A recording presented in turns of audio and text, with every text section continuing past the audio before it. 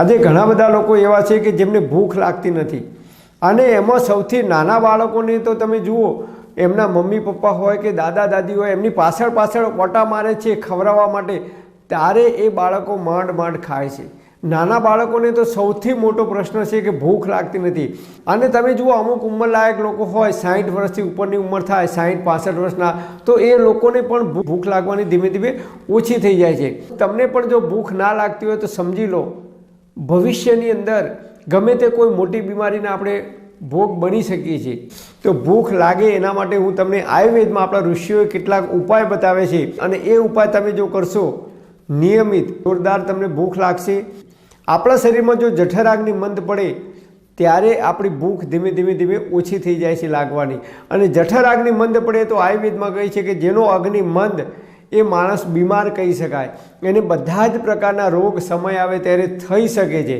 દાખલા તરીકે આપણા ઘરે કોઈ પ્રસંગ હોય, 50 કે 60 માણસની ચા બનાવવાની હોય, આપણે ગેસ સળગાવીએ અને ગેસ એકદમ ધીમો સળગે તો શું થાય?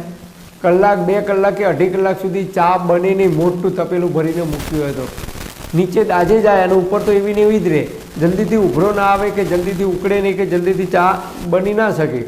અને એ રીતે તમે જો ખીચડી મૂકી હોય કે ભાત મૂક્યા હોય 50 કે 60 માણસના તપેલું ભરીને, તો ભાત કે ખીચડી હોય શું થાય? નીચે દાજે અને ઉપર કાચી રહે.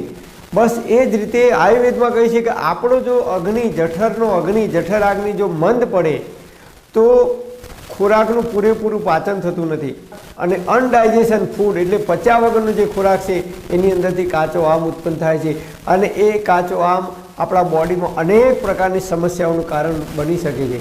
તો આપણે અગ્નિને પ્રદીપ કરવો તો સૌથી પહેલાં ઉપાય જે હું નિયમિત કરું છું, મારા બોડી પર મેં પ્રયોગ કર્યો છે અને વર્ષોથી આ પ્રયોગ કરતો આવે છું. ખૂબ સારી રીતે ખોરાકનું પાચન થાય છે અને ભૂખ પણ ટાઈમસર લાગે છે. તો એના માટે શું કરવાનું?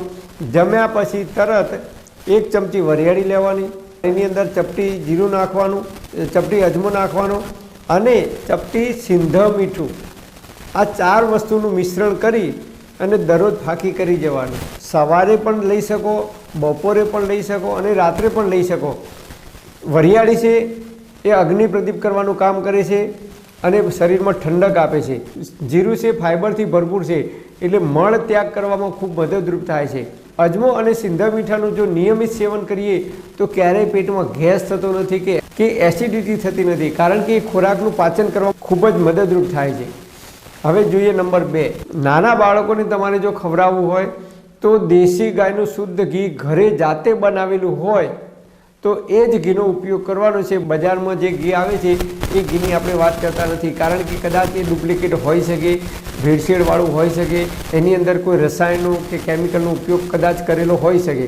તો ઘરે બનાવેલું દેશી ગાયનું શુદ્ધ ઘી હોય તો ઘી અને દેશી ગોળ ઓરિજિનલ શુદ્ધ કેમિકલ વગરનો, જે માત્ર ચમચીથી જ ખાઈ શકાય એવો રબડી તમને ગોળ મળે ઓરિજિનલ શુદ્ધ, તો એ ગોળ, દેશી ગાયનું ઘી અને એની અંદર ચપટી સૂંઠ પાવડર નાખી એની ગોળી બનાવી રાખવાની, અને આ ગોળી નાના બાળકોને તમે આપશો તો એ બાળકોને ખૂબ અગ્નિ પ્રદીપ થાય છે.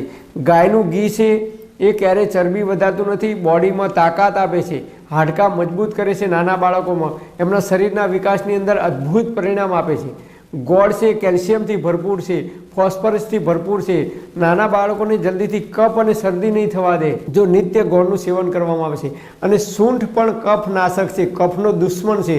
તો નાના બાળકોને વારંવાર કફ થતો હોય, શરદી થતી હોય, ઉધરસ થઈ જતી હોય તો એ લોકોને આ નિયમિત તમે ગોળી આપશો. ચણાના દાણા જેટલી જ ગોળી આપવાની છે, વધારે આપવાની નથી, અને ગરમ નહીં પડે, કારણ કે એની સાથે ગાયનું ઘી તમે મિક્સ કરો છો. ચણા જેટલી ગોળી સવારે, બપોરે, સાંજે 3 ટાઈમ તમે જમ્યા પછી અથવા જમવાના થોડીક વાર પહેલાં તમે આપશો તો પણ એક અગ્નિ ખૂબ પ્રદીપ કરવાનું કામ કરે છે. અને જે કંઈ ખોરાક લો છે, ખોરાકનું યોગ્ય રીતે અને સમયસર પાચન થાય છે તો આપણને ફરીથી ભૂખ લાગે છે ટાઈમસર. તો આ ગોળી નાના બાળકોને પણ આપી શકો છો, અને જે વડીલો છે, ઉંમરલાયક છે, 60, 65, 70 વર્ષના, એમને પણ નિયમિત આનું સેવન કરી શકાય છે. એની કોઈ આડઅસર નથી બોડી ઉપર. હવે જોઈએ નંબર 3, ત્રિફલા ચૂર્ણ. ત્રિફલા ચૂર્ણ એટલે 3 ફળ, આમળા, બેહડા અને હરડે. આ 3 ફળોથી બનેલું જે ચૂર્ણ છે એ જો ઘરે જાતે બનાવેલું હોય તો એ ખૂબ અતિ ઉત્તમ છે. હું તો દર વર્ષે ઘરે જ જાતે જ બનાવું છું. તો શું કરવાનું ત્રિફળા ચૂર્ણનું? જમતી વખતે જમવાનું પૂરું થાય ત્યારે જે છેલ્લો કોળિયો ખાવાનો હોય એની અંદર ચોથા ભાગની ચમચી તમારે ત્રિફળા ચૂર્ણ નાખવાનું અને ચપટી સૂંઠ પાવડર નાખવાનો. જો ઘરે બનાવેલી સૂંઠ હશે આદુમાંથી તો એ ખૂબ અતિ ઉત્તમ પરિણામ આપશે. કારણ કે બજારમાંથી આપણે જે સૂંઠ લાવીએ છીએ એ આદું સડી ગયેલું હોય, ખરાબ થઈ ગયેલું હોય કે ગમે તેવું ખરાબ પ્રકારનું આદું હોય તો એમાંથી સૂંઠ બનાવેલું હોય છે. અને જે કંઈ તમે દાળ ભાત ખાતા હો કે શાક ખાતા હો કે જે વસ્તુ ખાતા હોય એની અંદર નાખીને ખાશો એ અગ્નિને પ્રદીપ કરવાનું કામ કરે છે અને ખોરાકનું ખૂબ ઝડપથી અને સમયસર પાચન કરવામાં મદદરૂપ થાય છે. બરાબર અગ્નિ જો આપણો શરીરનો પ્રદીપ થશે તો આપણે જે કંઈ ખોરાક લઈશું એ ખોરાકનું યોગ્ય રીતે અને સમયસર પાચન થઈ જશે. પણ હા મિત્રો, તમારે કોઈ ડૉક્ટરની કે વૈદ્યની દવા ચાલતી હોય, લાંબા ગાળાની કોઈ બીમારી હોય, પ્રેગ્નન્ટ મહિલાઓ હોય તો તમારે ડૉક્ટર કે નિષ્ણાત વૈદ્યની સલાહ લીધા પછી આ પ્રયોગ કરવા માટે વિનંતી. પરમપિતા પરમાત્મા આપ શરીરને તંદુરસ્ત અને નિરોગી રાખે એ હૃદયપૂર્વક મારી પ્રાર્થના.